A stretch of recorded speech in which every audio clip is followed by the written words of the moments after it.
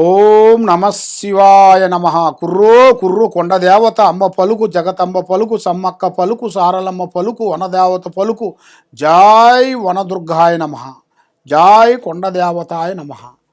ప్రజలందరికీ నమస్కారము. 2026 ఫిబ్రవరి మాసం ఈ 12 రాసులకి స్థితిగతులు ఎలా ఉన్నాయి, వాళ్ళ యోగ నక్షత్రం ఎలాగుంది, వాళ్ళకి ఆరోగ్య పరంగా ఎలాగుంది, తర్వాత వాళ్ళకి విద్య పరంగా ఎలాగుంది, వాళ్ళకి కళ్యాణ యోగము దగ్గరకు వచ్చి దూరం కావటం, మరి వాళ్ళు ఎన్ని రోజులు కష్టపడ్డా కూడా ఆ కష్టానికి ప్రతిఫలం లేకోకుండా చేతికాడకు వచ్చింది చేజారిపోవటం. మరి ఈ 12 రాశుల్లో ఉండవలసిన వాళ్ళందరికీ చాలా వరకు బాధపడుతూ కష్టాలు పడుకుంటూ బాధలు పడుకుంటూ ఉన్నారు. కాబట్టి ఈ బాధలు అనేది మీకు తొలగిపోయే రోజు దగ్గరికి వచ్చింది. మరి ఈ 12 రాశుల్లో ఉండవలసిన వాళ్ళకి వాళ్ళ జాతక రీత్యా అదృష్ట గడియ, నక్షత్ర గడియ, పూజా బలము ఎప్పటి నుంచి ఎప్పటి వరకు బాగుంటుంది అనేది ఇప్పుడు వాళ్ళ జాతకాన్ని బట్టి, వాళ్ళ స్థితిగతుల్ని బట్టి, ఏ రాశికి ఏ నక్షత్రాన్ని బట్టి ఏమేమి జరుగుతుంది, ఏమేమి జరగబోతుందనేది నేను చెప్పబోతున్నాను.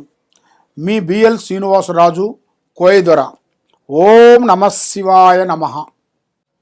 ఫిబ్రవరి మాసం మకర రాశి ఫలితాలు. ఈ మకర రాశిలో ఉండవలసిన వాళ్ళందరికీ జీవితము, స్థానము, పూజ, వెలుగు, నక్షత్రము. నక్షత్రాన్ని బట్టి చూసుకుంటే ఇలా జాతక యోగాన్ని బట్టి, ఇలా రాశి ఫలాన్ని బట్టి వీళ్ళు ఒక పెద్ద స్థాయిగా ఎదగాల్సిన యోగం అనేది ఇలా జాతక యోగంలో కనబడుతుంది. కానీ విద్యాపరంగా కొంత బ్రేకు కనబడుతున్నాయి. వ్యాపార పరంగా కొన్ని శకాకులు, కొన్ని ఎదురొచ్చే మార్గాలు ఉన్నాయి. బంధువు మిత్రులతో మీ మీద లేనిపోయిన సమస్యలు కొంచెం ఎదురొచ్చే మార్గాలు కొన్ని కనబడుతున్నాయి. స్త్రీల నుంచి అతి జాగ్రత్త పడాలి.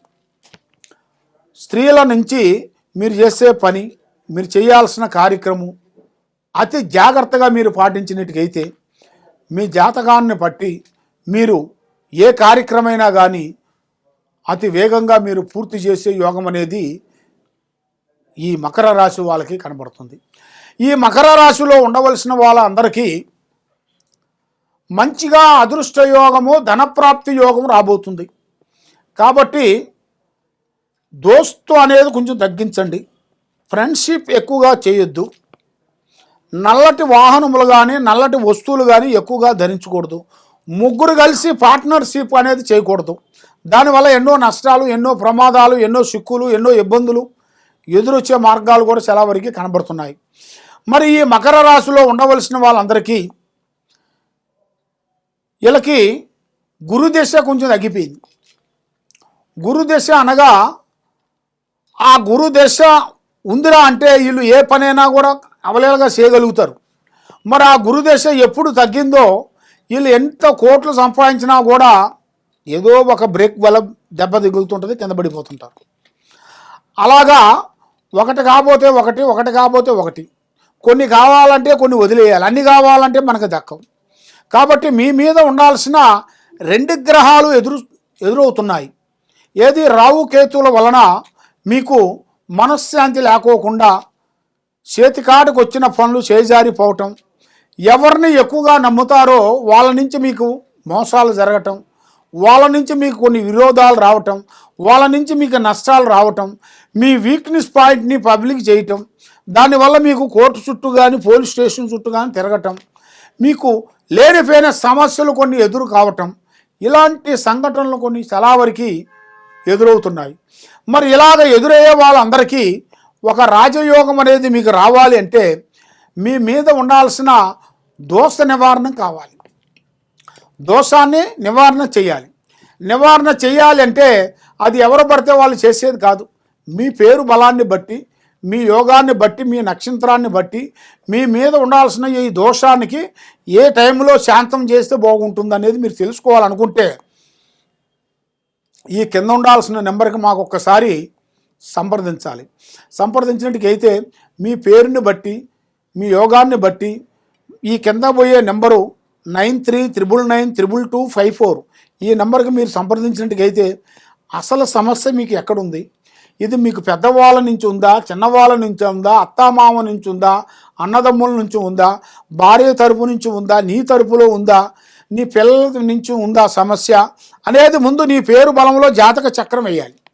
జాతక చక్ర కుండలి వేసి ఆ జాతక చక్ర కుండలిలో కొన్ని విషయాలు మనం తెలుసుకున్న తర్వాత మీరు ఏ జాగ్రత్త పడాలి, ఎక్కడ ఏమేమి ఉండాలనేది మీరు తెలుసుకోవాలనుకుంటే ఈ విధంగా చేస్తేనే మీకు జయప్రదంగా అవుతుంది.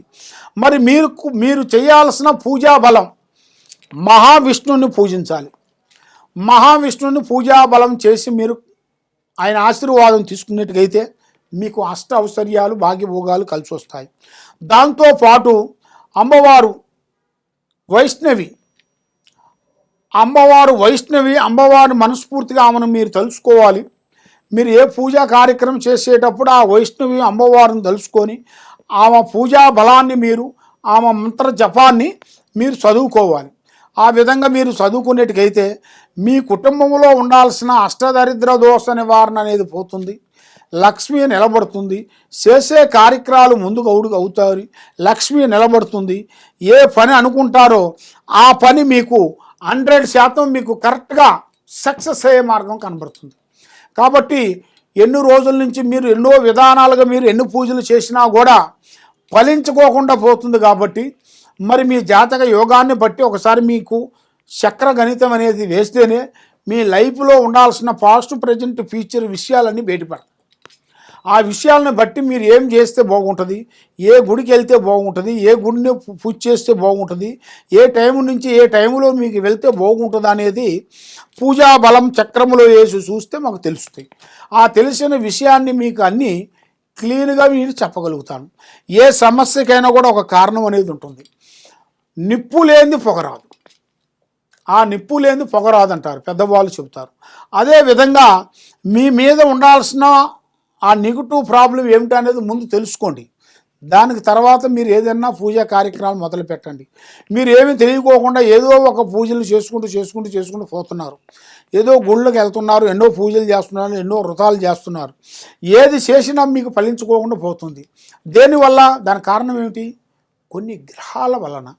ఆ గ్రహాల వల్ల మైండ్ తికార శుద్ధి కరెక్ట్గా ఉండకోకుండా ఉండటం, మానసికమైన ఒత్తిళ్ళు కొన్ని రావటం, ఇలాంటి సమస్యలు మీకు ఎక్కువగా కనబడుతున్నాయి. కాబట్టి తప్పకుండా మమ్మల్ని ఒకసారి సంప్రదించినట్టుగైతే మీ ఇంట్లో ఏముంది, మీ ఒంట్లో ఏముంది, మీ మీద ఏముంది అనేది కూడా మేమన్నీ చూసి చెప్పగలుగుతాం.